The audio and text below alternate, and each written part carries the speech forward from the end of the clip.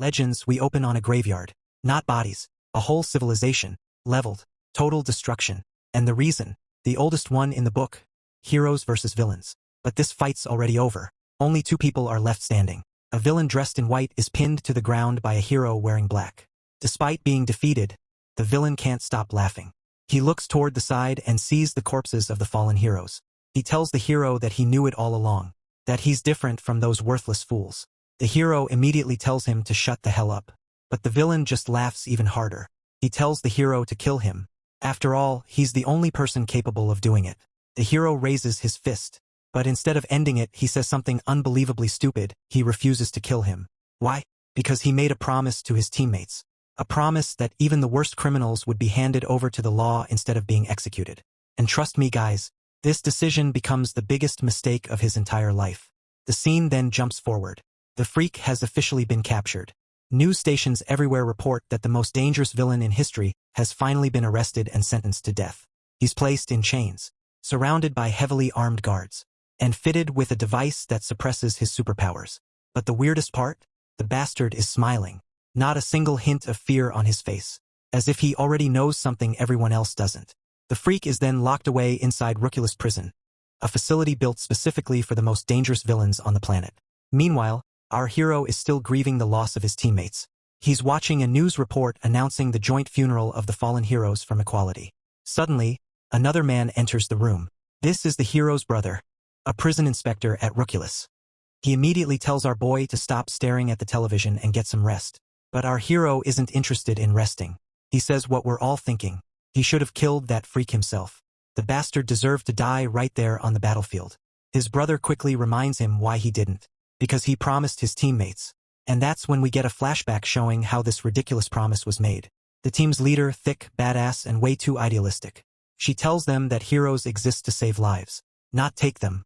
No matter how evil a villain may be, heroes should never become executioners. Every criminal deserves the right to stand trial. Back then, our hero asked the only sensible question. What if they get killed? But the leader, completely confident in herself, simply tells him to trust her. And she makes him promise that he will never kill anyone. Well, that aged horribly, because now every single one of them is dead. And he's the only survivor. His brother still supports that same ideology. According to him, only the law has the right to decide who lives and who dies. People like him are simply responsible for carrying out those decisions. Then he reveals something confidential. The Freak's execution is scheduled for next week. With that, the two brothers attend the funeral and say their final goodbyes to the fallen heroes. A week passes, the morning ends, and the day of the execution finally arrives. Everything should have ended there. The Freak should have died and justice should have been served. But instead, something happened that changed everything. The person who died wasn't the villain. It was our hero's brother. And just like that, his entire world came crashing down. Our hero is left standing there in shock, unable to understand why. Why is the monster still alive? As he's drowning in grief, someone suddenly approaches him. And damn, she's gorgeous. This woman is none other than the warden of Rookulus Prison. She offers her condolences before asking for a moment of his time. Then she hands him a video recording. A recording containing the truth about what really happened during the execution. And trust me guys, what he's about to see changes everything. So the Freak gets wheeled into the execution room. And guess who's standing right there beside him? Our boy's brother. The Freak clocks him immediately. He looked like him. That hero's brother, right? He won't shut up. No superpowers, huh? That's why he became a prison guard? Then he gets weird. Who's older? Him or the hero? And he should tell him. How does it feel when he kill people? Bro, this Freak talks like he's not about to die in 2 minutes. Zero fear.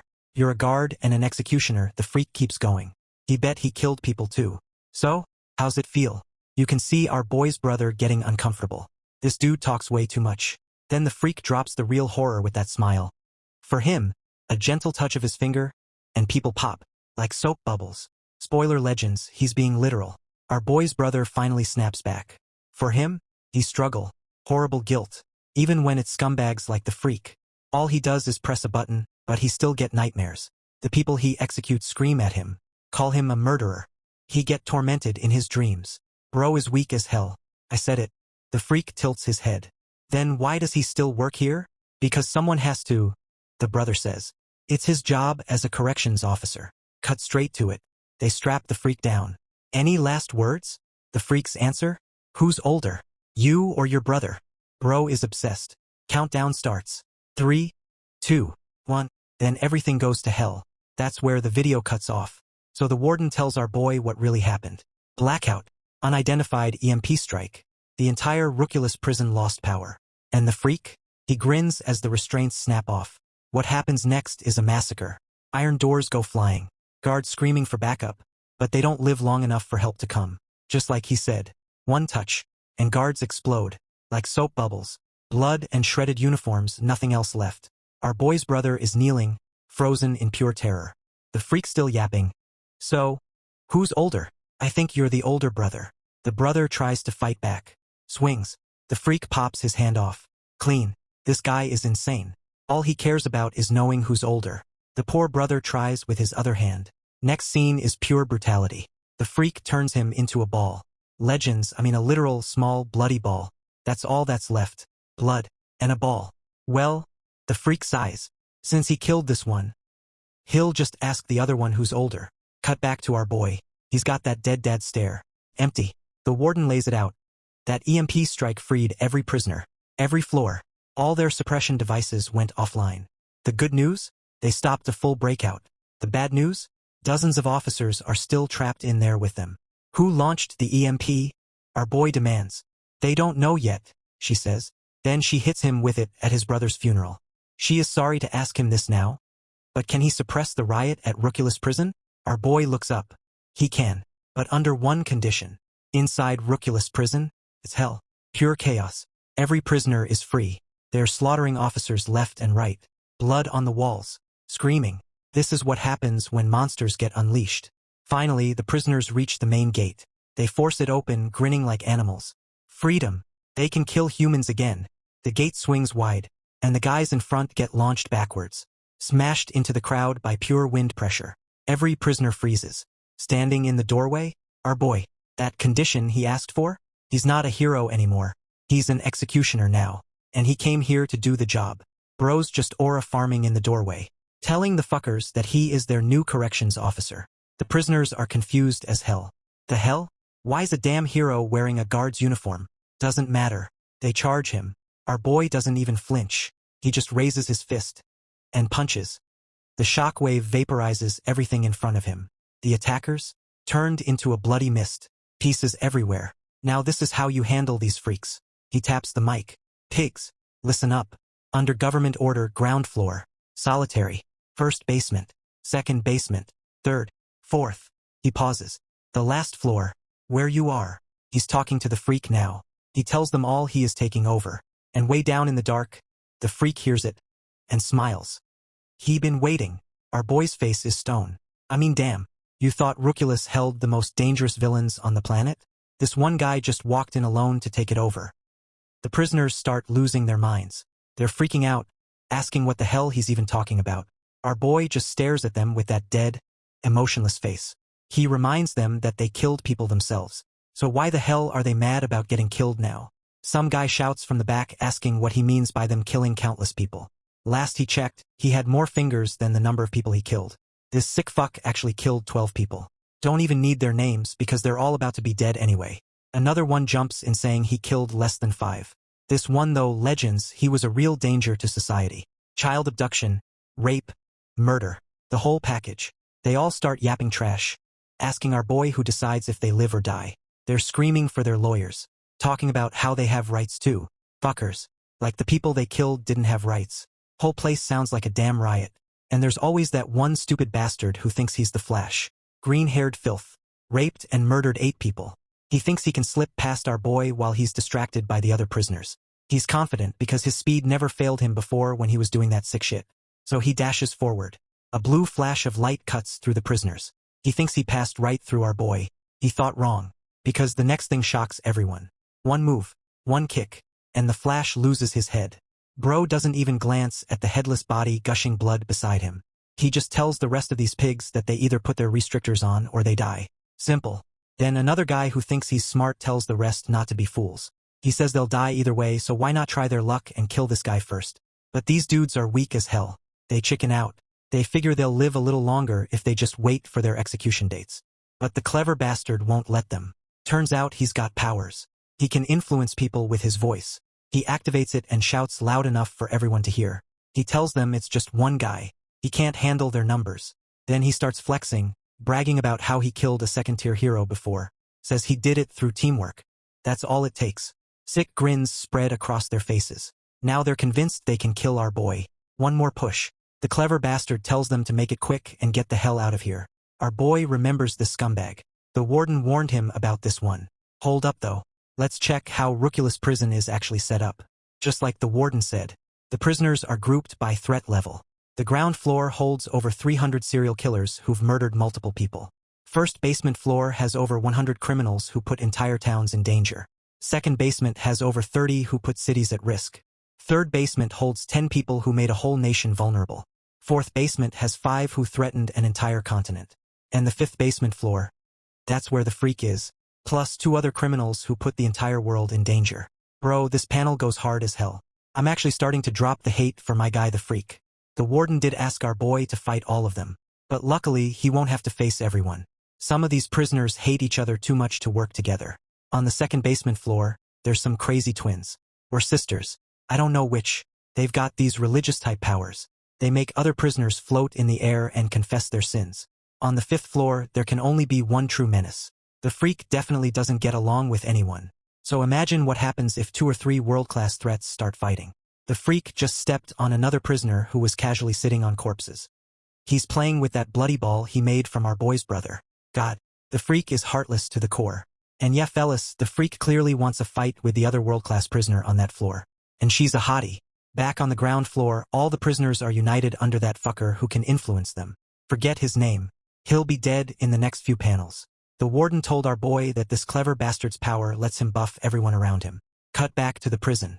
Our boy's pissed at this guy because he once attacked a hospital and killed cancer patients. You get me? The bastard makes that sick face and brags that he killed 10 people that day. Says he killed that hero too. And she was pregnant with twins. Bro. These fuckers all deserve to die. That's it. Our boy calls the warden. Asks her how sturdy the prison is because he might use some force. Her voice comes through the mic loud and clear. She tells him to go all out. Says the prison will hold no matter what he does. He's not holding back anymore. These fuckers are dead. The clever bastard thinks he's bluffing. Starts running his mouth about how our hero did nothing when he was in equality. Forget the shit he's spouting. Let's skip to the action. The clever bastard uses his power to strengthen everyone around him. The buff makes these pigs think they turned into lions. They feel overwhelming power. Now they're sure they can kill him. They all charge to finish the job. Legends. One move. A strike of red energy flashes through the room in the shape of a cross. Next thing you know, body parts are flying. Literally in pieces. Now the clever bastard realizes our boy wasn't bluffing. Bodies are turned into meat chunks scattered everywhere. Bro raises his leg high. That same red crackling energy sparks around it. Then he stomps the floor with all his might. That crackling red energy spreads out. Every prisoner who survived the first attack gets sent flying into the air. The whole prison shakes from the impact. The clever bastard's about to shit himself when he realizes he's airborne. And our boy's already up there with them. Above them. When the hell did he even get up there?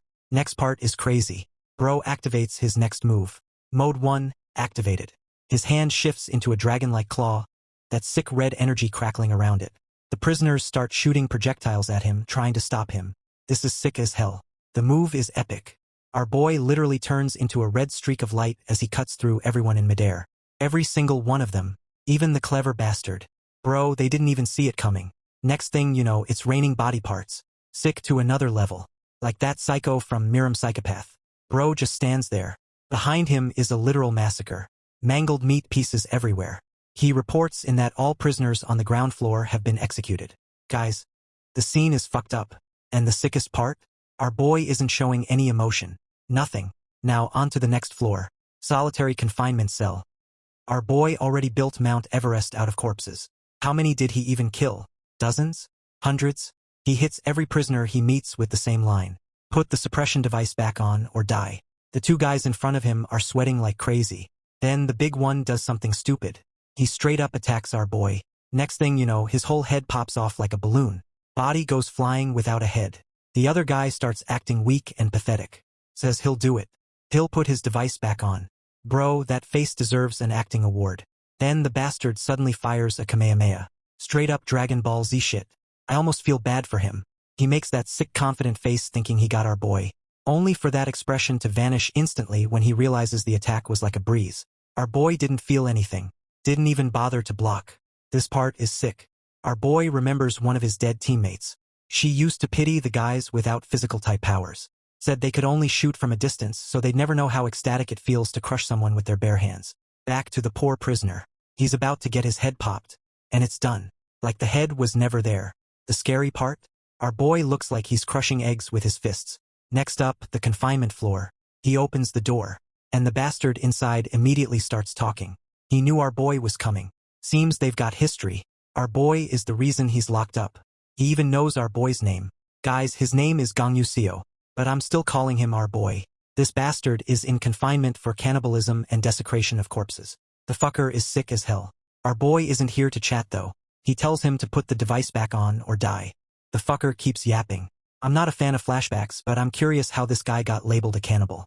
Turns out, 3 years ago he got caught by the heroes of equality. Our boy was there. Legends. This sick fuck was literally eating human meat for dinner. Back then he really got under our boy's skin. Asked him if the meat didn't look tasty. Said it was freshly killed and cooked so it had to be scrumptious. Look at that sick face. Our boy almost killed him right there on the spot. His fist was about to pop the guy's head off when someone stopped him. Look how the fucker is grinning. The one who stopped him was their leader. Guys, I don't know, but I really hate this kind of hero.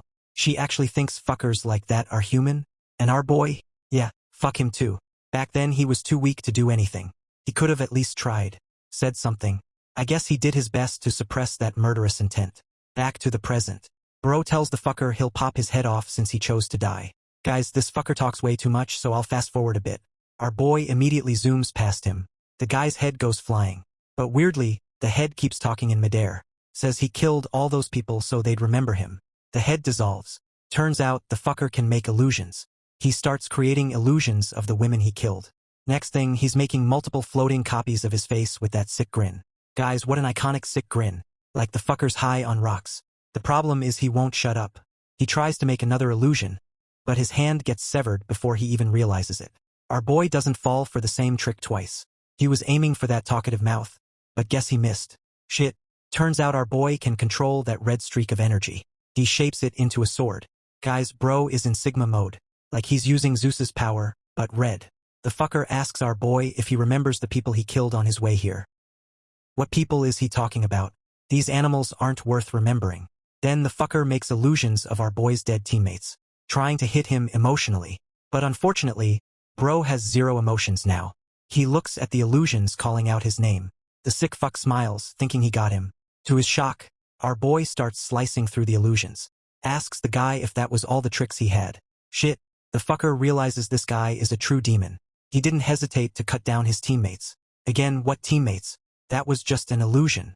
Just like that, the cannibalistic illusion freak is no more. Bro reminds him he's not a hero anymore.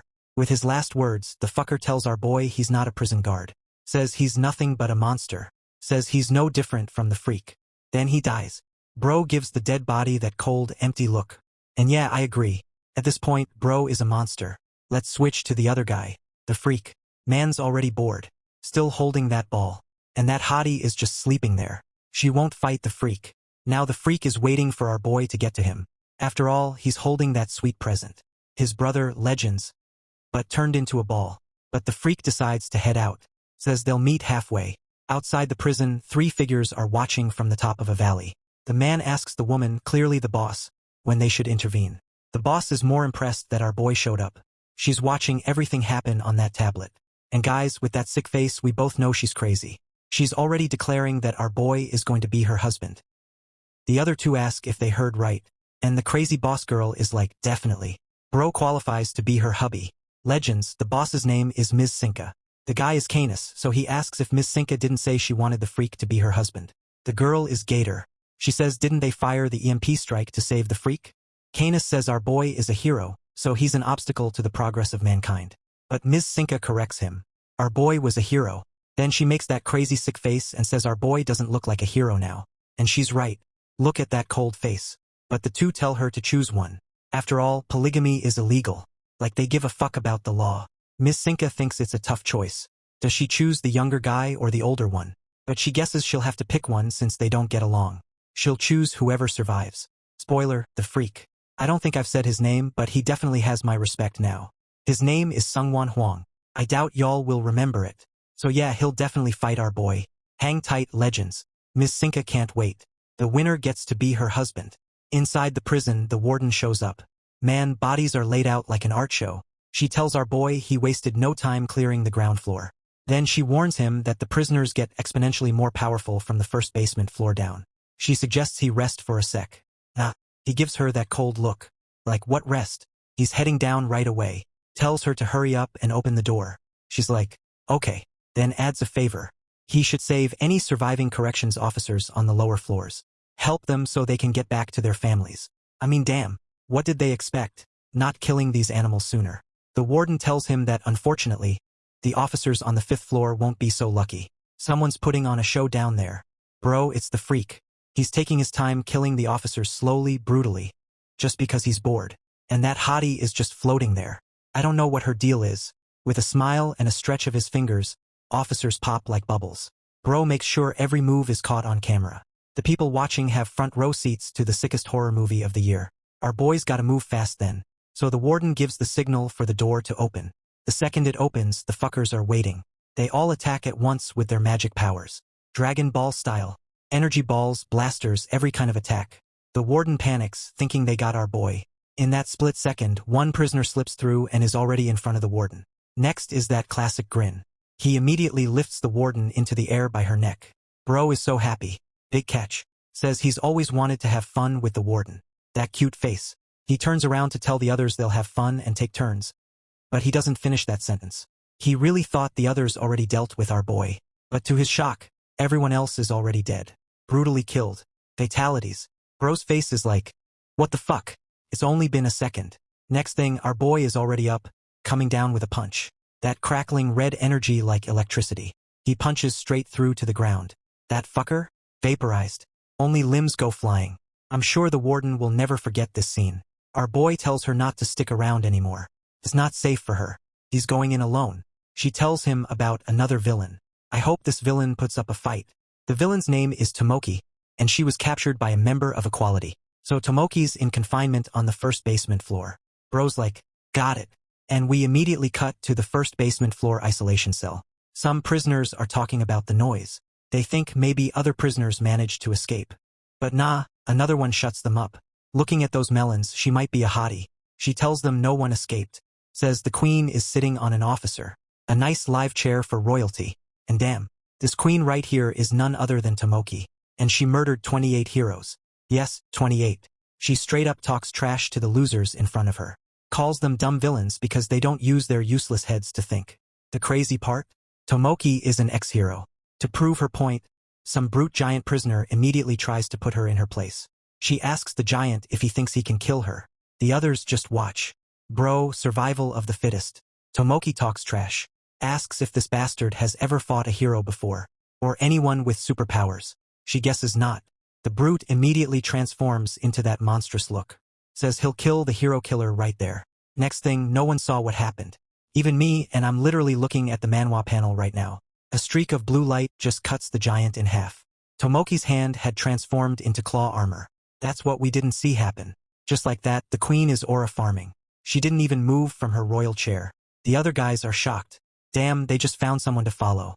She drops a speech about how she used her knowledge to kill a bunch of heroes and learn to fight people with superpowers. Says they should join forces with her. Bro, it took a few seconds for that giant's body to realize it was cut in half. Then it starts to separate into two halves. Sick, right? Tomoki licks blood off her fingers. Tells these losers to join her, and she'll teach them how to hunt people with superpowers. Speaking of which, our boy is slowly walking there. With that cold face. Guys, I'm starting to like this chick. Hopefully she lasts a few more chapters. The sick faces they make are gold. Now everyone's standing before the queen, asking her if she really knows our boy's abilities. And nobody's paying attention to the art show painted on the ground. Bodies, blood, you know the vibe. So Tomoki tells them she knows a lot about heroes. After all, she used to be one. One tall guy dares to interrupt her. Asks what difference that makes. Says Seo was part of Equality, which means he's a first-tier hero unlike Tomoki. But Tomoki thinks otherwise. She drops some past history we really need to know. Rausa, the idealistic leader of Equality, who's dead now because of that stupid ideology. After she became leader, she started reforming the entire hero industry. First, she redefined what it means to be a hero, and stupidly banned heroes from killing villains. Second, she made heroes train together in groups regularly. And last, she abolished the tier system that ranked heroes into 5 different tiers. So why is she telling these losers this? Because the tier system was abolished before Gong Yuxiu joined Equality. And nobody expected him to join the group because he had no notable achievements of his own. So rumors started going around that he had powerful connections, or that he was Rouse's secret lover. The tall guy, damn, bro looks like Ban from 7 Deadly Sins. Says he's never seen our boy fight. And yet it barely took him a minute to wipe out the ground floor. That man is definitely strong. Now Ban is chickening out. But Tomoki's like, you damn chicken, chill. The ground floor was full of weaklings. Even they could have wiped them out. Legends, let's talk numbers. I won't bother with names. These 2 animals both murdered close to 2,000 people each. This one in the back murdered over 2,000. The other one murdered close to 4,000. The last one, Ban, I'll say his name because bro looks cool as hell. He's Speech and he murdered over 6,000 people. Every fucker in this cell has a body count over 1,000. Tomoki tells them she knows our boy's weaknesses, so they should hunt him down. Speech asks if she really knows his weaknesses. Tomoki's like, come on kids, you'll have no choice but to join me. Don't waste time because he's coming. Then they start raising hands like obedient students in class. And finally, Speech agrees to fight with her. Bro's hitting that killer Ban pose from 7 Deadly Sins. Guys, remember that Tomoki's been sitting on an actual living chair this whole time. We should feel bad for the poor officer down there. Let's take a quick break and talk about superpowers. They were first observed in humans several centuries ago. Over the years, researchers studied the phenomenon and grouped abilities into 3 categories. Physical-type superpowers modify or strengthen the user's body. Creation-type superpowers let you create materials out of nothing. And special-type superpowers are all the other powers that don't fit the first 2. Back to the prison. Everyone's ready to face our boy, and he immediately shows up in front of them. But Speech and Tomoki are chilling elsewhere. These clever bastards sent pawns as meat shields. Speech has a physical-type superpower called brainwave communication, which lets him link everyone's view so they all see the same thing. Legends, the plan Tomoki cooked up is straight-up flawed. She thought she knew our boy's powers and weaknesses, all because she saw him training once. He was fighting a robot. Back to the action. Our boy drops his same line. Device on or die. But the animals respond with stupid actions like always. They never disappoint. They fire blasts at him. They do this because Tomoki knows our boy never bothers dodging insignificant attacks from insects. They all blast him from different positions at a distance. Bro, it's like a rainbow color show except this one is deadly as hell. That's not all. At least Tomoki has some brain power. While our boy just stands there getting blasted by every attack, something else gets thrown into the mix. It's a bunch of suppression devices wrapping around his limbs. They put suppression devices on him. Not just one, but dozens. Speech asks if those devices will work on him. Tomoki says about 10 of those should be able to work on him. Another guy shows up. He has the power to attach things to targets, so he's the one who attached the devices to our boy. This brat right here has a murder count of over 2,000 people. They actually attached 30 devices to our boy. Guys, bro doesn't even look bothered. Even I'm surprised. Let's just see how this plays out. Like always, the poor bastards make confident faces like they just won the lottery, which only lasts a few seconds. Because next thing, our boy literally rips the devices off him. I mean, bro just tenses his muscles a bit, and all the devices fly off like they got scared.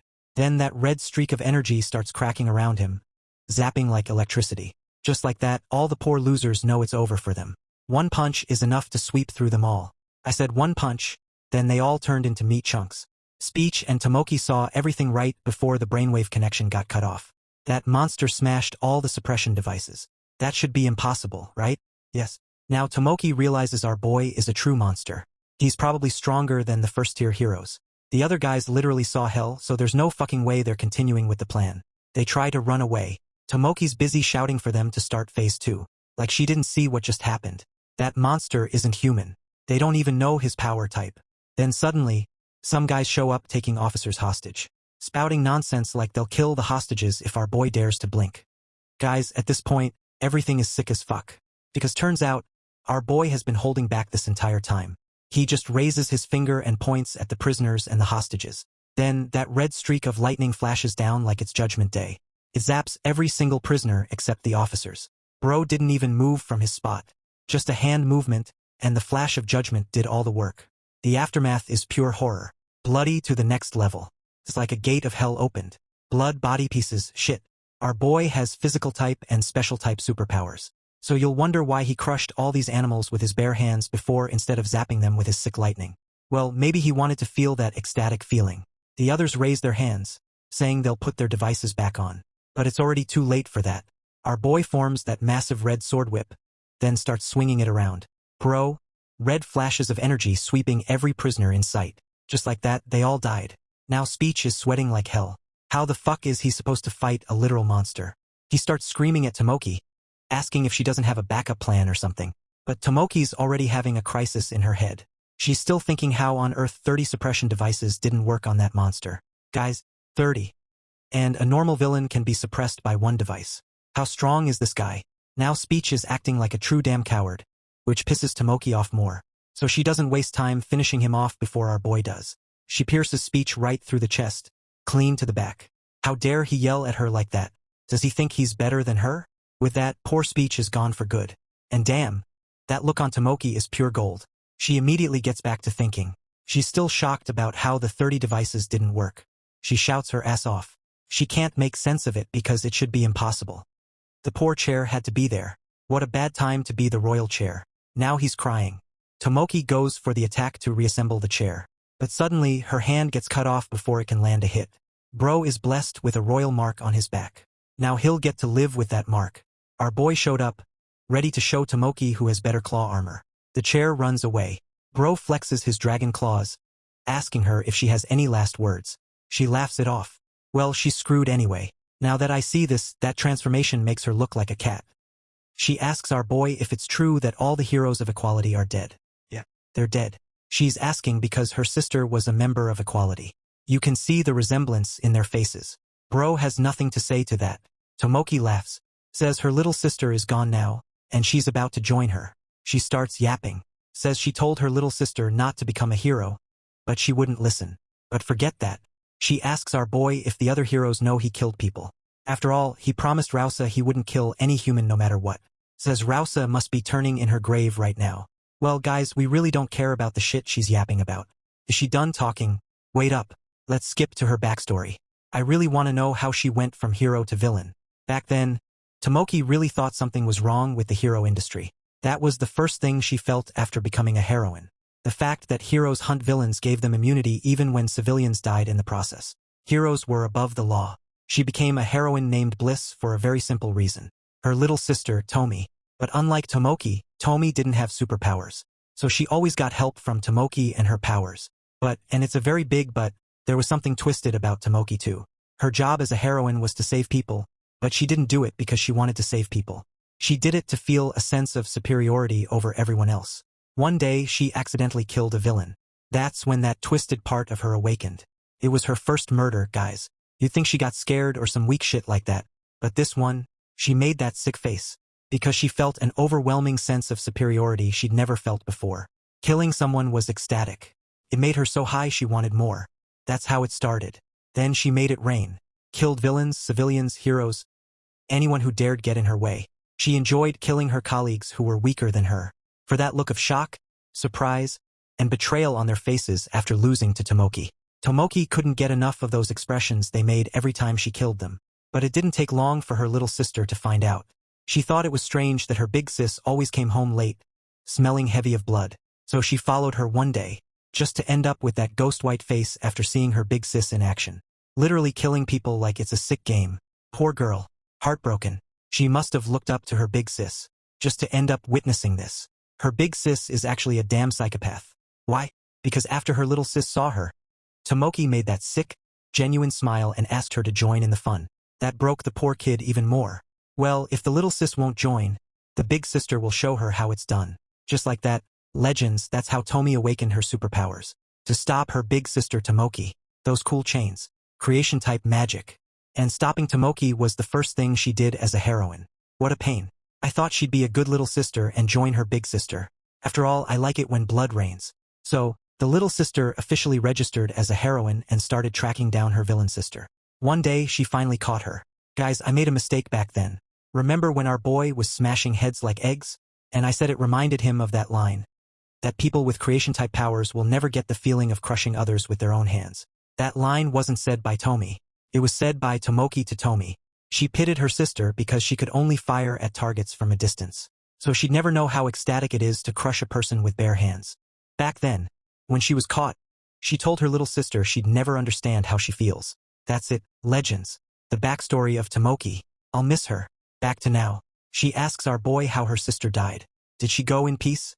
He tells her Tomi died in the battle against the freak. Man, what a sad face. The sad part is she was actually calling for her big sister to come help her before she died. Bro tells Tomoki that. Now she regrets asking that question. Next thing, she fully transforms into that form. The missing hand turns into a sword. She won't go out without a fight. But unfortunately, she's just a cat against a dragon. I actually thought she landed a hit here, but nah. Bro disappeared right in front of her eyes, and she never even blinked.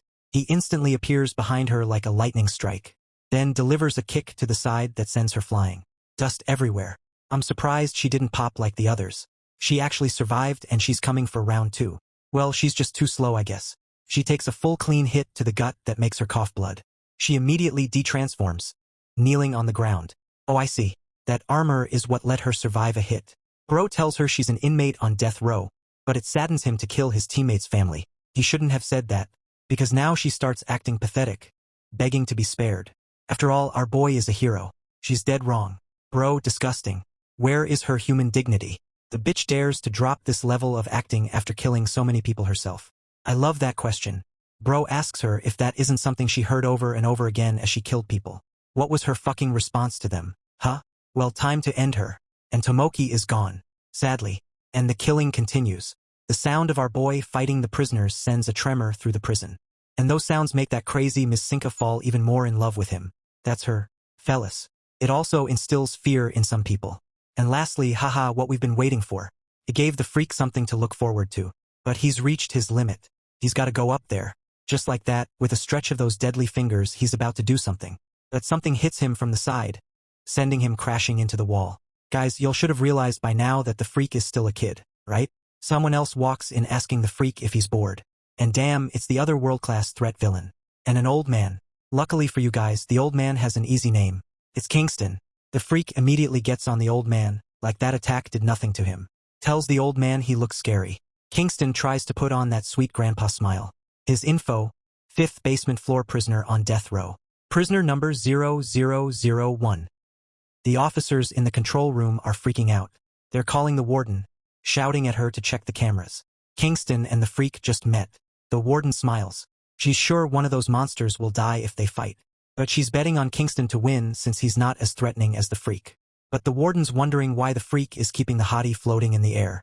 Oh, I thought the hottie was hanging there herself. But it turns out the freak is keeping her like a prize. The freak asks Kingston if he's gonna play with him. Kingston wants to play, but the freak doesn't want to play with someone as old and tired as him. Bro, Kingston makes that serious face. Says he really wants to play. Okay, we need to know about this old man. He's the first criminal ever locked up in Ruculus, and he's the longest-serving inmate.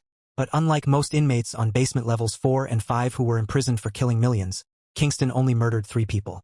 His first victim was that sick villain, the most powerful and heinous villain of his time. The other 2 were Clark and Hilo, the most powerful hero duo at that time. Kingston appeared out of nowhere and killed the most powerful people in the world. After that, there was nothing left for him to do. No one strong enough to play with him in the world. So he surrendered himself to be locked away. He was disappointed. After that, the government and the Heroes Association weren't on good terms. Those factors let him defer his execution for 30 years. Back at the prison, Kingston tells the freak he won't kill him. Says they should play a little game so he doesn't trample on young shoots before they can grow. Well, that pisses off the freak. The old man dares to talk to him like that. With just a stretch of his fingers, every corpse on the floor starts floating around him. Bro, it's about to get sick. Like I said, the freak then turns every corpse into bloody spheres, and the hottie is just there in the air. The freak tells Kingston he can play along, then shoots all those spheres at the old man. The oldie just stands there. I'm sure he's about to pull something shocking. And yeah, he's got moves. With precise hand movements, he deflects every sphere. Catching, smashing, slapping some away, punching others. Bro, it all happens in a second. Because after he's done, all the spheres pop at the same time. Blood rain. The freak just stares with that bored look on his face. The old man drops that creepy smile. Says he thought the freak was using telekinesis, but the way he attacks and defends tells him he doesn't actually use telekinesis. Kingston asks the freak if he has other attacks. The freak tells him he changed his mind. Playing with the old man doesn't sound fun. What's the point of killing someone who'll die of old age? Kingston really doesn't like that arrogant attitude. He's seen many people like the Freak. People who think they're the biggest fish in their little pond. Bro, he ought to show this brat real strength. He dashes forward. Just his movement cracks the floor to pieces. Now Kingston is locked in. Just his movement makes the entire prison shake. The officers in the control room are panicking, saying the building's coming down. But the warden trusts the building won't go down. Rookulus Prison has 20 layers of special walls that can withstand first and second tier heroes. It'll never fall. Legends. I'm saying this prison won't hold like she's saying. Back to Kingston. He tells the Freak to watch and learn. He moves forward with insane speed. Every step shakes the prison. Guys, with his hands held back, he disappears from view, and instantly reappears with a flying kick right in front of the Freak's face. Then something shoots out like a rocket launcher. The whole prison trembles. Even our boy feels the shaking.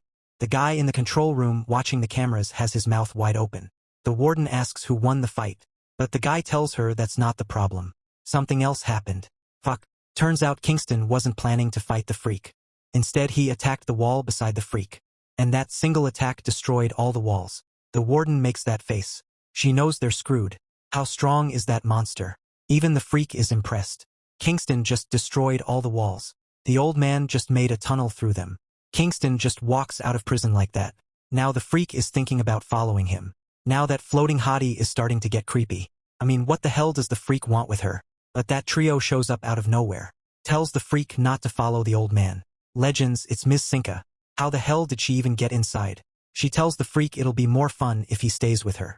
The warden is shocked. Where did those three come from? Even the Freak doesn't know who the hell Ms. Cinca is. She tells him he can find out more if they talk. The warden's watching from the camera and panicking. Who the hell is that girl, and how did she get to the 5th basement level? Well, Ms. Cinca doesn't want spectators on camera. With a flick of her hand, the camera cuts off. The warden and the other officer are left staring at a blank screen. Fuck. Now all the signal is lost, and those three just showed up from nowhere. Plus one of the world-class villains just walked out. She's about to have a heart attack. Our boy is already standing at the gate to the 2nd basement floor. He tries to contact the warden, but the signal is cutting out. Well, bro just forcibly opens the gate. Guys, you'll gotta know this gate is supposed to be strong enough to hold first-tier heroes or villains. Yet this guy is just opening it with force like it's nothing. Just like that, he goes down the stairs to the 2nd basement floor. But unlike the ground floor and 1st basement, which smelled like blood everywhere, there's no stench on the 2nd basement floor. In fact, there's no one. Not a single corpse in sight. Bro's just walking there, wondering what the hell. That's until he sees a female officer running for her life, chased by some kind of alien monsters. She's telling our boy to stay back, or the monsters will get him. Ooh, she's shouting for the monsters to get away from her. Then she sees our boy standing there. She immediately mistakes him for Gango, his brother. Those monsters were about to eat her, but they all get vaporized in a second by that red lightning streak. Or maybe he punched them. He asks the girl if she's alright. She immediately jumps to hug him, calling him Gango. But why the hell is she calling him by his brother's name? She tells him she thought he was on the 5th basement floor. Asks what that was just now. She didn't know he had superpowers. Why didn't he ever tell her? Our boy pushes her back, telling her to chill. He's not Gango. He's his brother. The poor girl makes that shocked face. Realizes he's actually Gong Yuseo, the hero. Guys, that's why I don't say the names, because it gets confusing. Anyway, she asks our boy why he's in an officer's uniform. Why is he there? Our boy thinks the girl must be his brother's colleague. He tells her it's not safe. Unfortunately, she drops the bomb. Calls our boy brother-in-law. Bro thinks he heard right. She tells him they haven't met before, so she should introduce herself. She's going to be his sister-in-law. Says he and his brother look alike. The poor girl doesn't know her man is dead. Turned into a ball. Cut to the real devils of this floor. The religious-type psychos. They already know our boy showed up, and they're happy to baptize him, or convert him, whichever it is. Guys, these two right here are sick as hell. They make monsters and people float in the air with those halos on their heads. The girl is pissed. Our boy killed her dogs. Those two alien monsters he vaporized. Her name is Mael. Turns out it's a boy and girl. The boy is Meal. He tells his sister not to worry. That outsider is going to hell. Poor kids. They don't know hell is literally coming to them. The female officer tells our boy she's only seen him in videos and pictures. He's way better looking in person. She's Rookulus Prison Inspector Jia Hong. Our boy tells her his bro said he had a girlfriend, but didn't mention anything about marriage yet. Now Jia makes it impossible for our boy to tell her man is already dead. She shows him her flat stomach and says she's pregnant. Our boy's gonna be an uncle soon. She tells him his brother was going to tell him after the freak's execution was over. Bro asks if she's serious. She asks if there's a problem. Now he looks away. Turns out he can't lie like a pro. She asks why he's really there. He tells her he was commissioned as a special corrections officer to execute all prisoners in Rookulus. She makes that face. Asks why he's carrying out executions. Did the warden make him do it? Okay guys, this girl right here. One of those ideological fools I really hate the most. The kind that mistakes monsters for humans. So bro tells her everything that happened. Except the part where his brother is already dead. Now she's panicking, asking about her man. Our boy makes it worse by telling her Gango is still sending rescue signals from the 5th basement floor. False hope. Too bad she'll get crushed later. If she was smart, she'd already know her man is dead. Now she doesn't want to go upstairs. She wants to go with our boy. Says he needs her help. She has the ability to read a person's memories just by looking at them. Her superpower is psychometry. She tells our boy not to worry. She didn't read his mind. I was about to wonder how the hell she didn't see her man dead. She tells our boy she uses her ability to give inmates psychiatric help and to figure out if they're guilty or not. But how will that help him? Well, the 2nd basement floor is under the control of those two. The siblings both have summoning and special type superpowers. They summon a creature that stabs people in the heart. Then they use their ability to turn their victims into puppets. Right now, all the prisoners on sublevel 2 are their puppets. But bro tells her he already knows about their powers because they're Magos pupils. Another dead teammate of his. He tells her he doesn't need any information, so could she please leave? She refuses. Says some of the combatant puppets the siblings control are corrections officers. She's really starting to piss me off. She thinks this is a park walk. So she'll help him tell the officers apart from the prisoners since they've been turned into puppets. She can scan their memories to tell them apart. Our boy asks if they're turned into puppets, aren't they dead already? What's the point of telling them apart? But nah, Ja wants to help. She says they'll be okay after being released from the siblings' power. Our boy tells her the siblings won't just release them. She says to let her try. She makes that delusional, proud face. Says she can persuade them. Guys, I don't know how people can be this delusional as hell. Bro's like, girl, it's not safe. Think about the baby inside you. She gets even more stupid. Says she knows she's pregnant, but she's a corrections officer, my ass. I see now. She thinks our boy is like his sweet, foolish, idealistic brother. But nah. Bro is done being idealistic. Fine. He raises his hand. That power of his forms into a cocoon, enclosing her inside. It floats beside him with her in it. He tells her she'll be safe in there. Just like that, those combatant puppets show up. Ja tells him that's Meal's power. He's the older brother. She tells him more officers are captured by Meal, so he should keep that in mind. Bro asks which ones are the officers. She activates her powers and starts scanning. The officers are the two in the back. She asks our boy to subdue all of them first and separate. Well, she doesn't get to finish her sentence. Bro covers the cocoon so she can't see anything. He's locked in. What the fuck does she mean subdue them? Didn't she hear him say he's here to kill all these fuckers?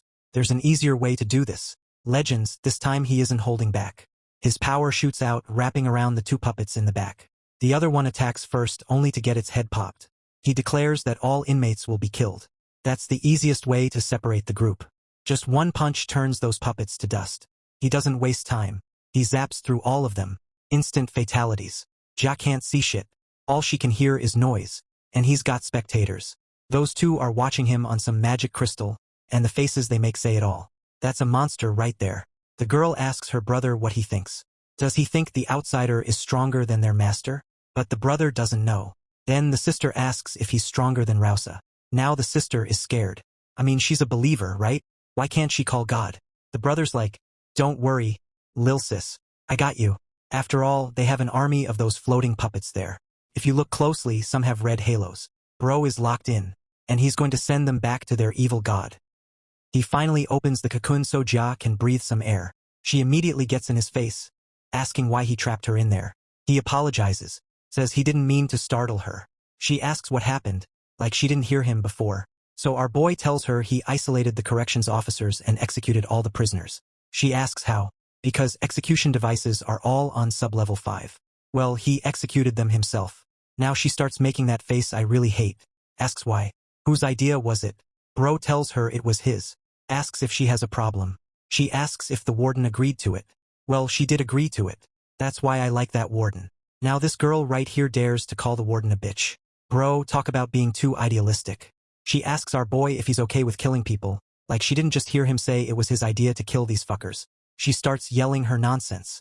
Tells our boy that the job of corrections officers isn't about killing inmates. Their job is to rehabilitate them. She tries to keep going, but our boy cuts her off. He's really not in the mood for sermons about ideals. He repeats what Rausa said, that crap about heroes saving people and not killing them, and that only the law can sentence people. But bro knows all too well what happens when you chase nothing but ideals.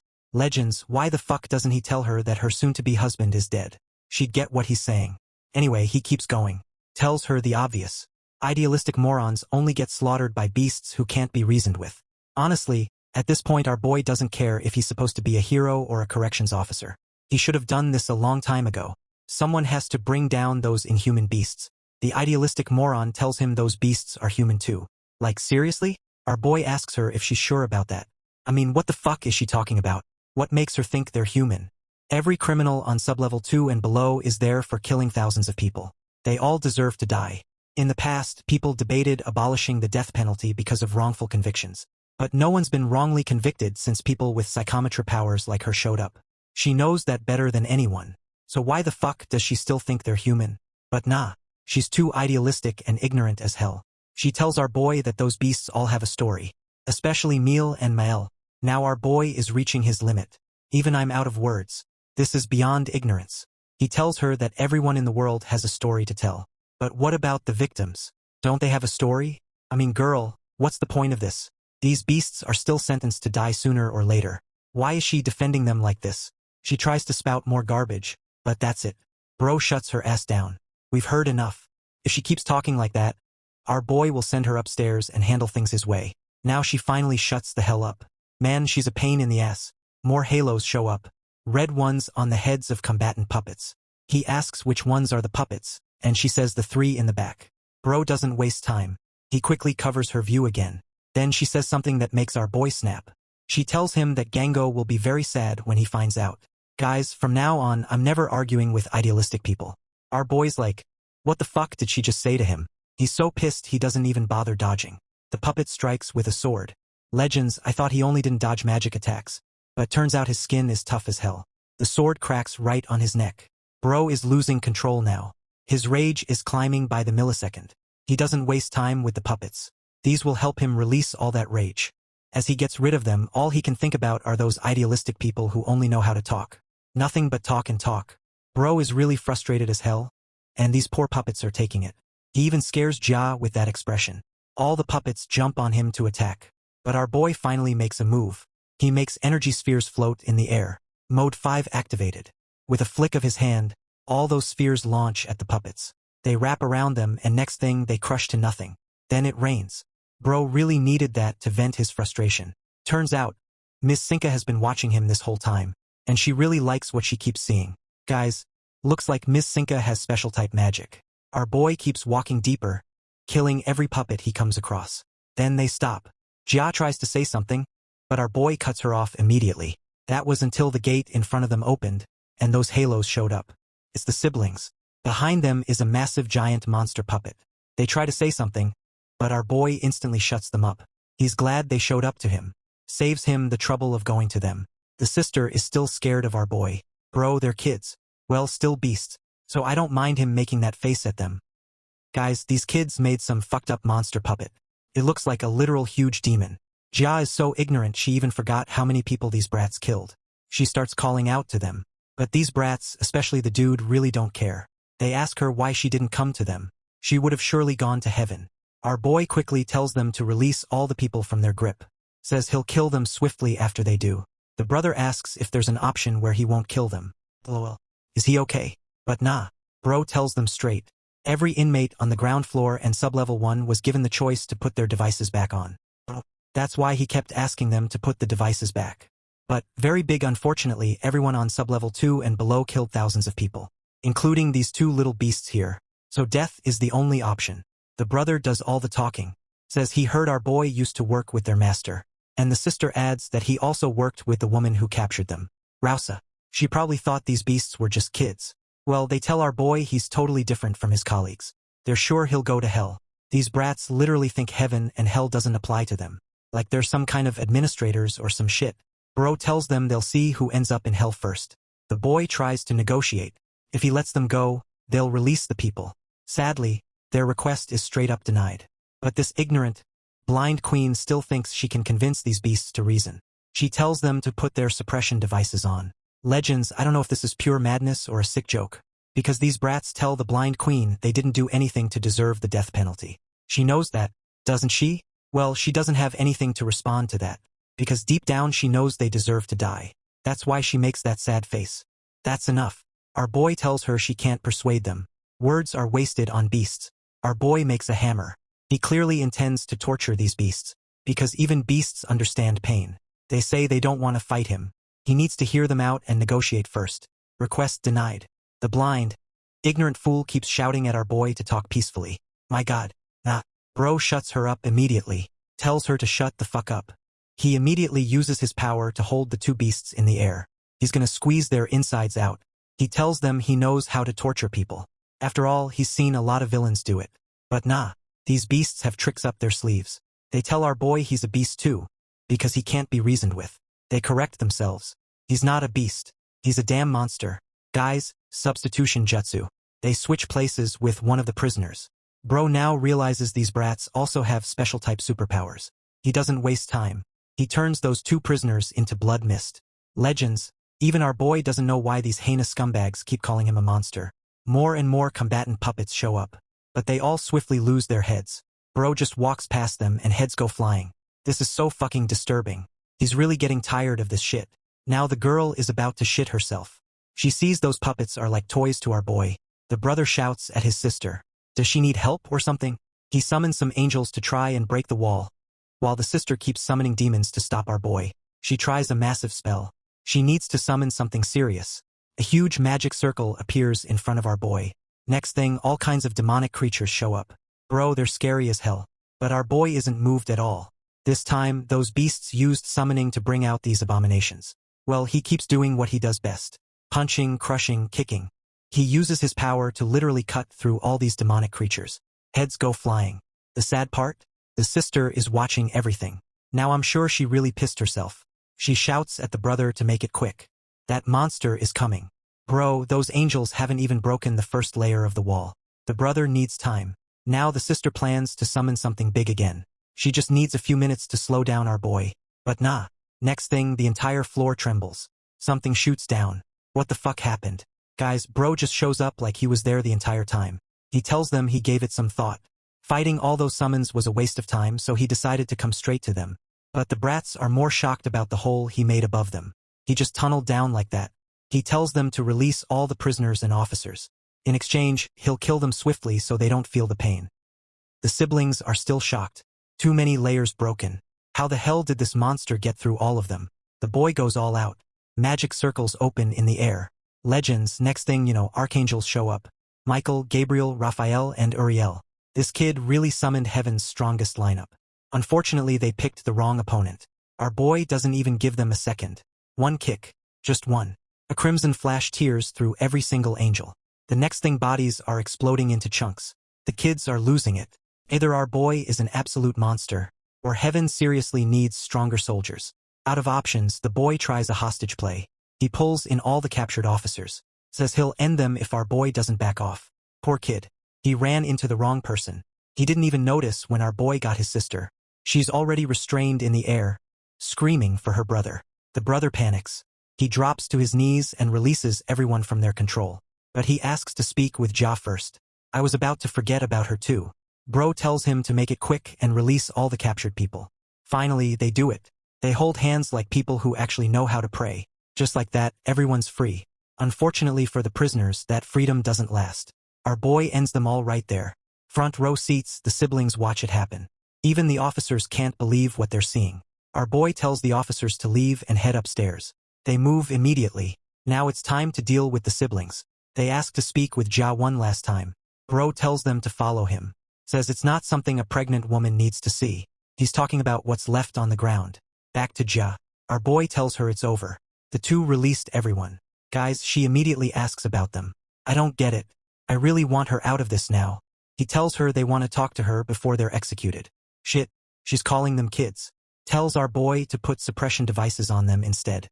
But nah, that won't happen. Bro tells her not to make him repeat himself. Everyone on sublevel 2 and below killed thousands. He's finishing it himself. Now comes the performance of the year. The siblings try to use Jia. They ask her if they really deserve to die. Say they did nothing to earn a death sentence. She should say something. Bro tells her to speak, but make it quick. Well, nothing comes out. Words won't leave her mouth. She just stares, lost for what to say. The siblings drop the act and start crying like normal kids. Our boy asks if she has anything to say. She doesn't. She finally uses 0.01% of her brain power. Even that's enough to see them as what they are. Not kids. Threats. Our boy keeps his word. It's time to end the siblings. They scream. They don't want to die. Where's all that talk about heaven and hell now? Our boy moves in. Finally these beasts are about to go for good. But out of nowhere an old man appears.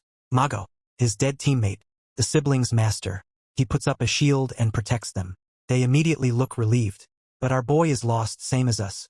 Isn't this old man supposed to be dead? And why the hell is he protecting these two? I'm not gonna lie, this is starting to drag. These little psychopaths should have been dead several panels ago. Now we've got another old man showing up out of nowhere to save them. Now our boy's mind is on overdrive. Is this the twins' ability? Some kind of illusion summon? No, there's no way criminals on B2 can use defense magic at this level. He's sure Mago used that ability himself. But why? And how? Why would he put up that kind of defense for them? Well, whatever. He'll just break through it. He gathers all his energy in his hand. The kids know they won't last long. Our boy starts hitting the shield. But this ability is really annoying. The old man keeps putting up more barriers to protect the brats. Our boy is losing his patience. This is getting under his skin. Why the hell is he doing this? He keeps breaking barrier after barrier. And yet, he can't shake this uneasy feeling. That feeling pulls him back to the heroes of equality. Legends, the most idealistic team to ever exist. And the old man was with them. He was always playing with kids. Like a sweet grandpa. The others would watch him with the kids. Most of the time, the old man would call everyone over to play too. Just like that, everyone ended up having fun with the kids. Except for our boy. That's when Mago walked up to him and asked if he didn't like children. Nah, it wasn't like that. Our boy just didn't know how to interact with kids. Mago told him to do what his parents used to do, like when he was a child. Sadly, our boy's parents died right after he was born. The only family he had was his older brother. Oh, so the idealistic officer was his big brother. The old man made a shocked face, then said something weird. Told our boy he could always act like a child around him. Huh? Ain't no way that was happening. Mago laughed, said he was messing with him, then got serious. Told our boy that if things got tough, he could act like a child toward him. That was the last time he saw them all smiling. Because next, the freak showed up. And yeah, I told you guys he was still a kid. Our boy was the only one left. I don't know if he got there late, or if it was something else. All his teammates were dead. Even the leader, Legends, he broke down right there. He was about to lose it completely. That's when he heard Mago's voice, telling him it was alright, that it would all be alright. What the fuck did he mean by it's alright? Legends, hopefully we'll see someday how the heroes of equality were taken down by the freak. Back to now. Our boy is still breaking those barriers. But when he finally reaches the last one, he stops. The little girl is already out cold from fear. Our boy stands there. Now he wants to know how Mago cast that kind of protective magic on these two. And why. He brings out Jia. Asks if she can read memories from abilities. He tells her to read the memory tied to Mago's ability and tell him what the old man was thinking when he used it. What I don't get is how he went down so easily if he had that kind of defense. Sick part? Jia can manifest people's memories. She shows our boy, Mago and the siblings. Says this is his memory. Our boy asks why the memories of those two are in there too. Jia says it's because the ability was cast on them. Our boy makes it clear. No matter their situation, he's still carrying out the sentence. Even the memory looks scared. Now Legends, we finally see how these two met Mago. And how they ended up becoming the kind of people who risked entire towns. It all started at an underground auction house. Where they sold ability users. And the place was hell. And there they are. The siblings. Only 6 years old at the time. Treated like property, not people. Guys, the twins' backstory begins in one of the darkest places imaginable. An ability user auction.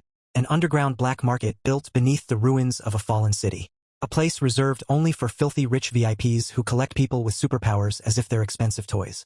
Bro, humans were literally being sold like pets. And the reason the twins ended up there, their own father sold them. Yeah, their own damn father. The auctioneer explains that special type abilities and physical type transformations always sell for the highest prices. Those are the abilities every rich psychopath wants to own. Summoning type users, they're common, cheap, nobody really wants them. That's exactly why the siblings kept one secret hidden all this time. Their special type abilities. As long as nobody discovered them, they stayed cheap, and because of that, nobody bought them for months.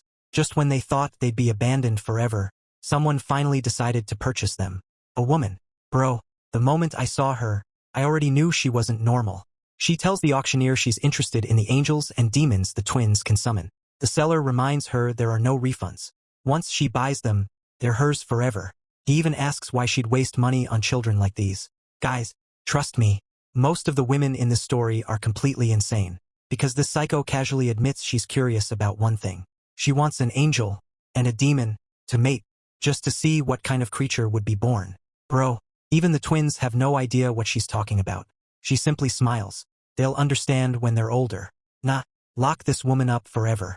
Before the deal can be completed, the entire auction house suddenly begins shaking. Then, something massive falls from the sky. Guys, I couldn't even tell if it was magic or an actual meteor. The next second, boom! A gigantic explosion wipes out the entire auction house. Everything around them is erased, reduced to dust. A crater the size of a battlefield is all that's left. Normally, everyone would have died. But somehow, every single person inside survives, protected by a massive magical barrier. Standing at the center of it all is Mago. Bro really made the most dramatic entrance imaginable. And standing beside him, guys, forget everything else. Look at her. A bunny girl. Absolute wallpaper material. Her name is Lupus. She's a summoning type user, and Mago's assistant. Nah, forget the name. She's officially Bunny Girl from now on.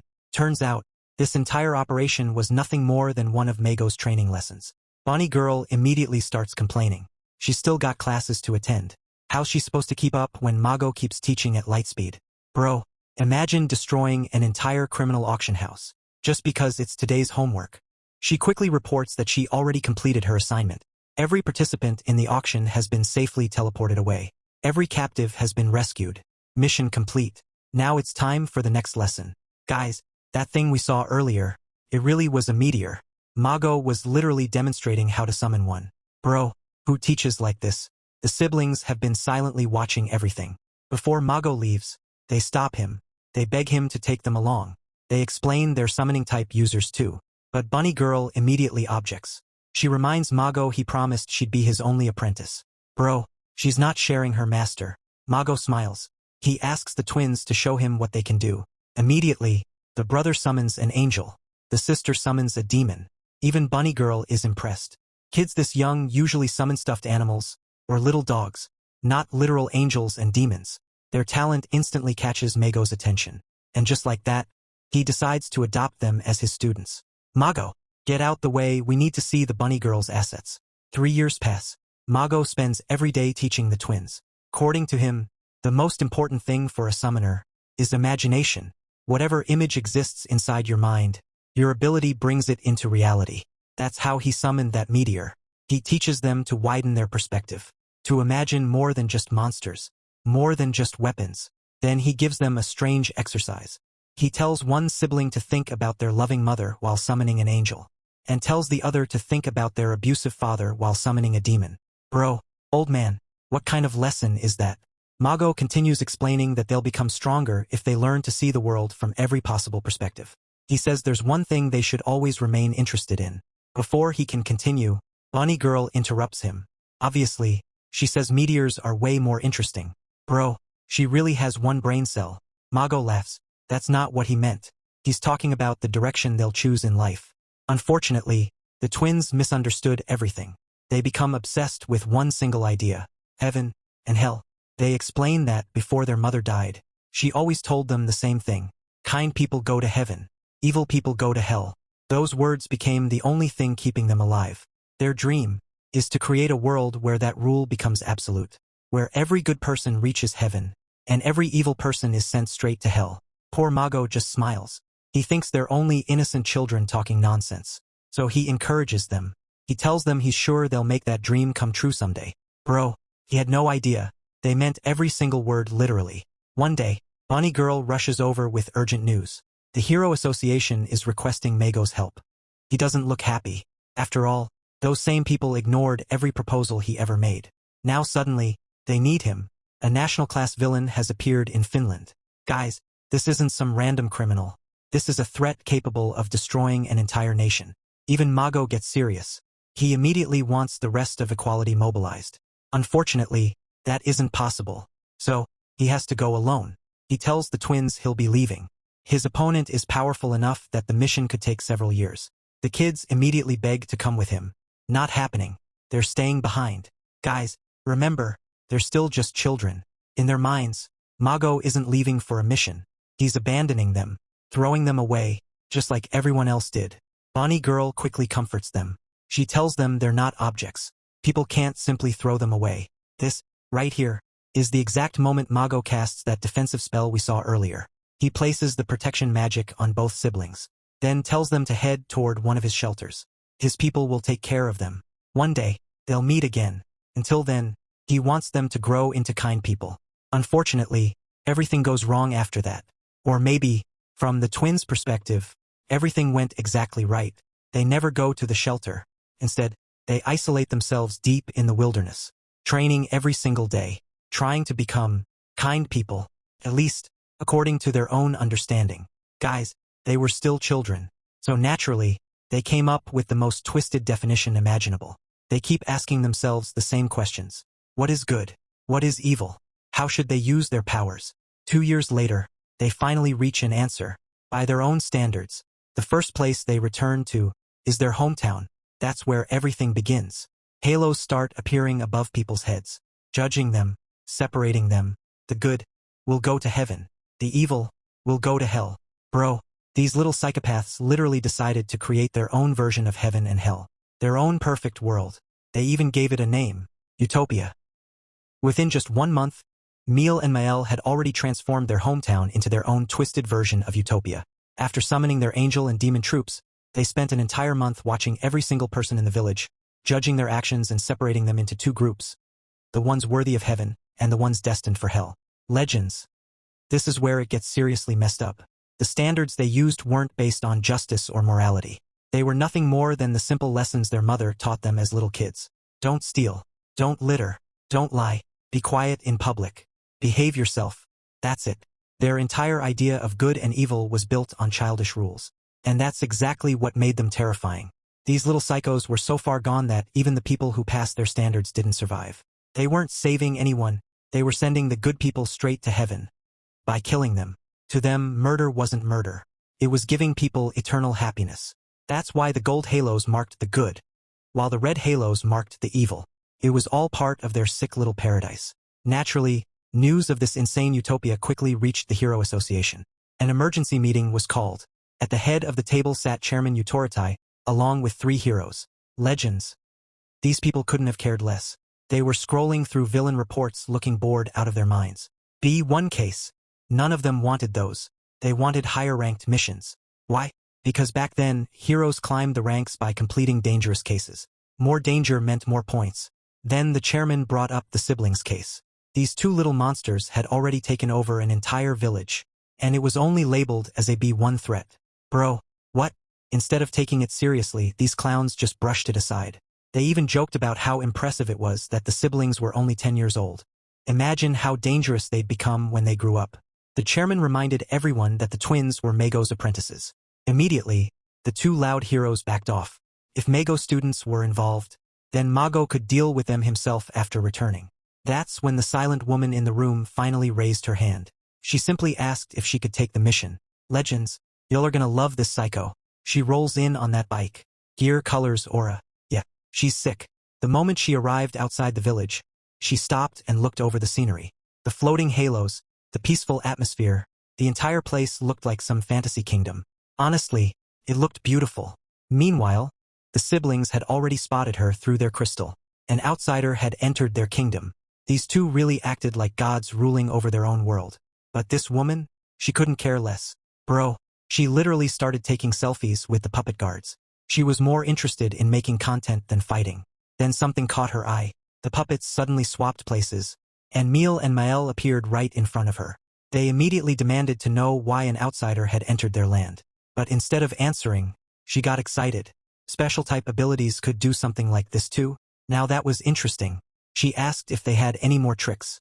Then she casually asked if Mago knew they were special type users. After all, he only accepted summoners as apprentices. That's when she realized the truth. The siblings had hidden their special type abilities from Mago all this time. Now it was the twins' turn to be confused. Who the hell was this woman? How did she know Master Mago? Finally, she took off her mask. Legends, she's an absolute baddie. She introduced herself as their senior. Her name is Q2. The siblings immediately denied it. According to them, their only senior was the bunny girl. Mago never mentioned anyone else. Q2 didn't seem bothered. Instead, she started talking about herself. Apparently, she had always been obsessed with sharp objects. Yep, you already know where this is going. Mago once told her that before mastering attack magic, she first had to learn defense magic. She hated that idea, so she ignored him. Little by little, Mago stopped paying attention to her.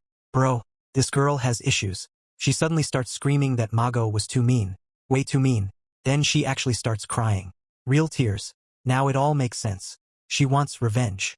Not by attacking Mago directly, but by killing his precious apprentices. The siblings are already panicking. Seriously, what is wrong with this woman? Still crying, she starts shouting about how Mago always praised her talent, always smiled at her. Then one day, he completely forgot about her. In her twisted mind, if she wipes out his students, he'll finally remember her again. The siblings immediately create a magic circle, desperately telling her to stop. Too late. Legends, this woman doesn't hold back. She summons every sharp object you can imagine. Scissors, knives, syringes, needles, everything. Then, she launches them in every direction. Not just at the siblings, at everyone. The entire village turns into a slaughterhouse. Innocent civilians are ripped apart without warning. Blood sprays everywhere. Bodies collapse one after another. This is easily one of the most brutal scenes we've seen so far. And the most disturbing part? She isn't horrified. She's smiling. That face, pure bliss. She's convinced that, after doing something this insane, Mago will finally remember her again. Legends, Q2 is completely out of her damn mind. She's so drunk on the thrill of slaughter that she seems to have forgotten she's supposed to be a hero. To her, murdering innocent civilians feels like pure euphoria. My God, I honestly thought I'd never see another sick expression that could rival Tomoki's. I was wrong. Meanwhile, Miel and Mael instantly teleport back to safety. From their perspective, a real demon has descended upon their utopia. They're forced to watch as Q2 casually massacres every civilian she comes across. Bro, who the hell does she think she is? She just walked into their perfect world and turned it into a slaughterhouse. And the way she kills people is absolutely horrifying. No giant weapons, no explosions, just countless tiny sharp objects. Scissors, razors, needles, blades, every throw is surgical. She isn't simply killing people, she's enjoying every single second of it. How the hell is this woman even called a hero? After painting the streets red with blood, she happily skips through the mountain of corpses she created. Then, she notices one survivor, a civilian carrying a gold halo. Without even hesitating, she casually summons a razor blade and flicks it straight toward the poor guy. But, the siblings appear just in time. A magic barrier instantly blocks the attack. Q2 smiles. She's actually impressed. Looks like they really did learn defense magic from Mago. While she's busy complimenting them, one of the puppets sneaks behind her and attacks. Too bad. She already saw it coming. A giant pair of scissors appears in her hand. Snip! The puppet is sliced clean in half at the waist. She doesn't even bother looking back. Then she tells the siblings they still need more practice. Mel angrily screams that Q2 is definitely going to hell. Q2 immediately reminds her to watch her mouth. After all, she's talking to her senior. Bro, this woman is an actual psychopath. She admits she always dreamed of using her powers in a place packed with people. The only reason she never did was because even heroes would get arrested for something that insane. But thanks to the siblings, they prepared the perfect stage for her. She actually thanks them. She says they fulfilled her lifelong wish. Legends, right here, Q2 pulls out something completely insane. Her imagination as a summoner is fueled entirely by her twisted personality. She pours every last drop of magic she has into one summon. She's screaming at the top of her lungs, forcing every ounce of power out of her body. Even the siblings have no idea what she's creating. Then, the sky opens. A gigantic razor blade appears overhead. Bro, this thing is so massive it covers the entire village. She literally summoned a blade big enough to erase everything below it. Blood starts pouring from her eyes, from her nose.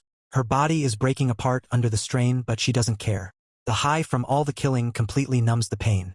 The more people she slaughtered, the stronger her imagination became. The stronger her imagination, the stronger her summon. She laughs like a complete maniac. She's never created anything this enormous before. She absolutely loves it. She thanks the siblings one last time, because without them, she never would have reached this level. Now then, it's time to wipe the entire village off the map. Unfortunately for her, this is where her story ends, because out of absolutely nowhere, a much larger monster crashes down on her. She doesn't even get the chance to react. The creature swallows her whole. Only one arm is left sticking out. Gone. Just like that. Turns out, Q2 wasn't the only one capable of imagining monsters.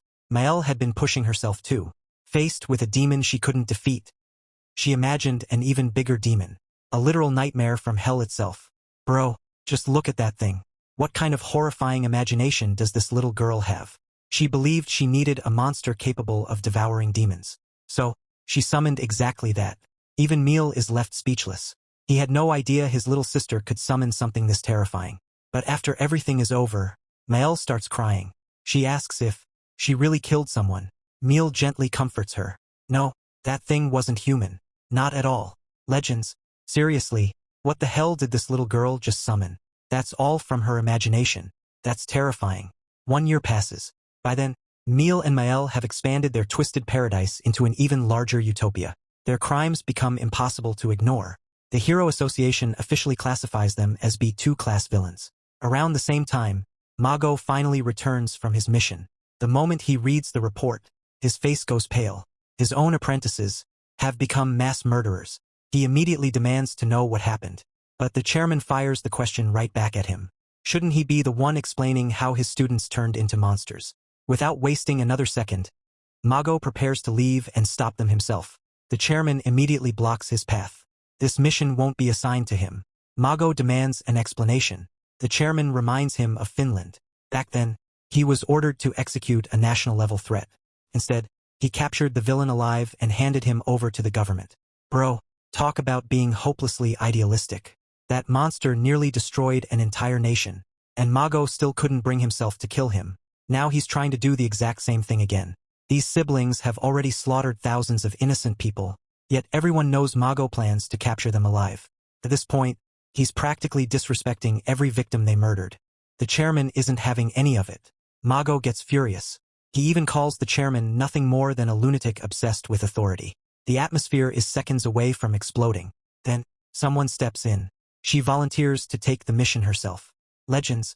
It's Rausa. Yep, the same woman whose ideals we've been hearing about this whole time. Back then, she was still only a third-tier hero. The chairman tells her this mission is the perfect chance to earn a promotion. Too bad.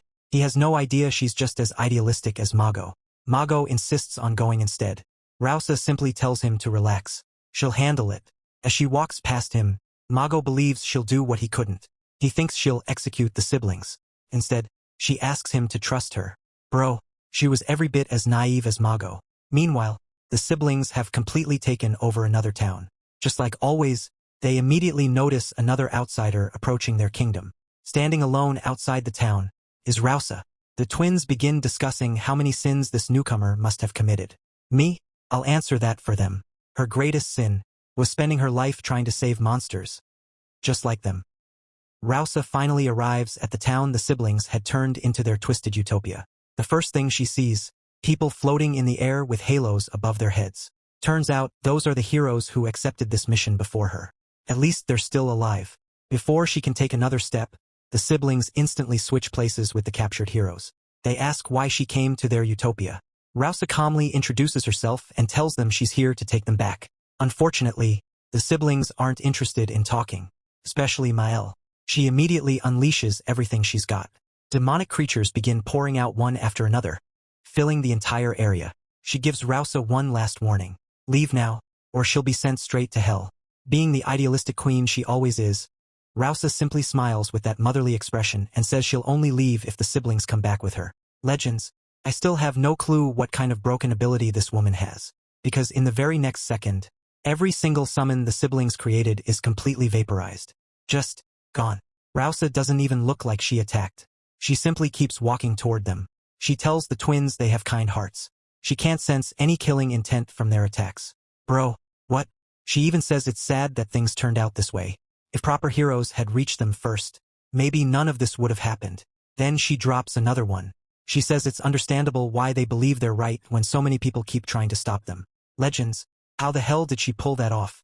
The siblings are already kneeling helplessly on the ground. Rausa gently tells them not to be afraid. No one is going to hurt them. She reminds them that what they've been doing is wrong, and that their teacher has been worried about them. The twins refuse to believe Mago has returned. Then, Rausa simply reaches out her hand, like a mother picking up her children after school. Bro, seriously? Thousands of innocent people died because of these little monsters, and this is how she treats them? Not once does she think about the victims. Just like that, the three of them walk away together, hand in hand like one happy family. Outside the town, Mago is waiting. Turns out he'd been following Rausa the entire time.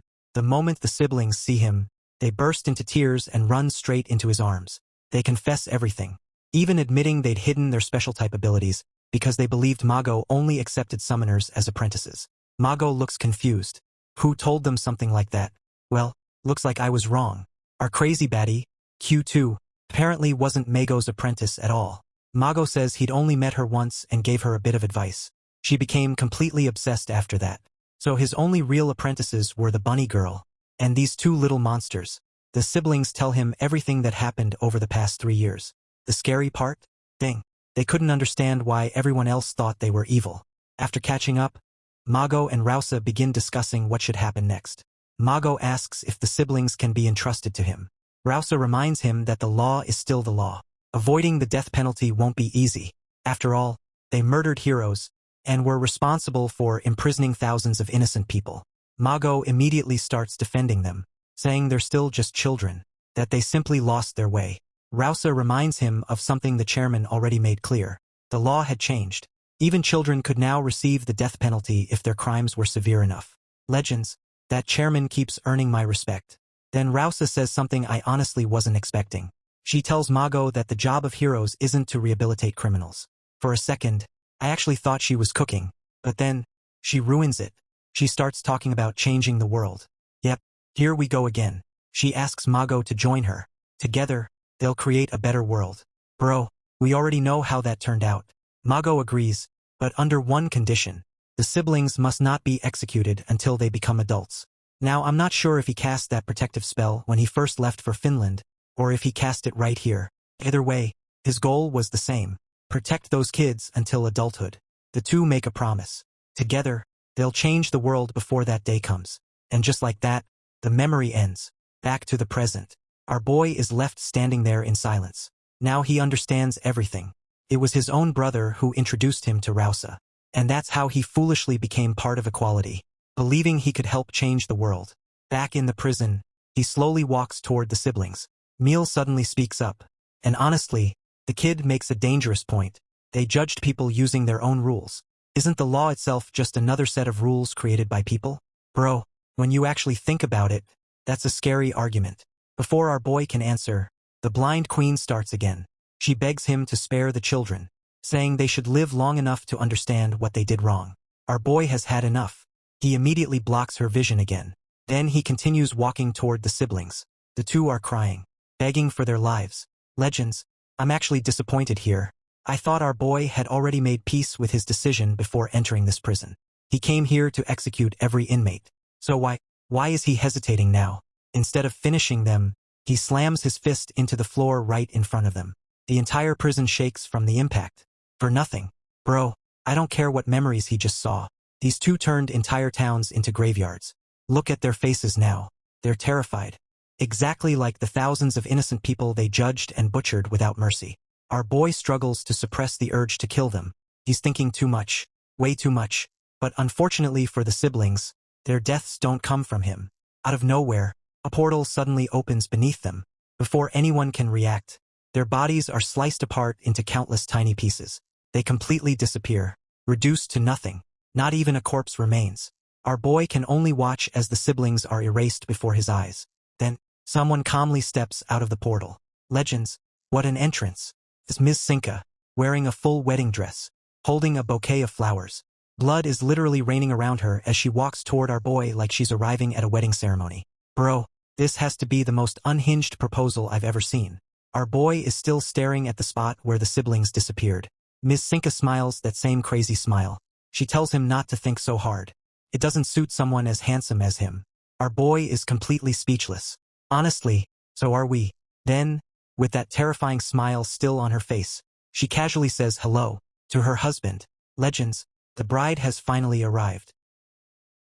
Legends, if y'all thought this part was insane, trust me, we haven't even reached the real nightmare yet. The prison is only getting crazier. Monsters are finally colliding. And our boy is about to face enemies that make everyone we've seen so far look like warm-ups. So if you don't want to miss the next sick part, smash that subscribe button, drop a like, and I'll catch y'all in the next one. Peace.